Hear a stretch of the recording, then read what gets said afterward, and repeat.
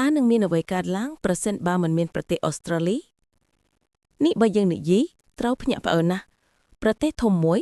ជាទំហំមហាអាណាចក្រមាន continental មួយទាំងស្រុងបាត់បង់បើគ្មានអូស្ត្រាលីនោះនឹងគ្មានរោងល្ខោន Sydney Opera House គ្មាន Great Barrier Reef និងគ្មានទូលំទូលាយ Outback ទេងាកចេញពី Kangaroo, Koala និងព្រៃ Eucalyptus ទាំងអស់គ្មាន Tim Tams គ្មាន Vegemite ហើយសូម្បីតែ Flat White ក៏គ្មានដែរប៉ុន្តែមិនត្រឹមតែនេះទេយើងនឹងបាត់បង់វប្បធម៌ដ៏បុរាណរបស់ជនជាតិដើម Aboriginal និង Torres Strait Islanders និងព្រលឹងដ៏អូស៊ីដ៏ស្រួលស្រាយដែលជំរុញមនុស្សជាច្រើនទូទាំងលោកអ៊ីក្រុងប្រវត្តិសាស្ត្រគ្មានមរតក ANZAC គ្មានឥទ្ធិពល Down Under ទៀតឡើយ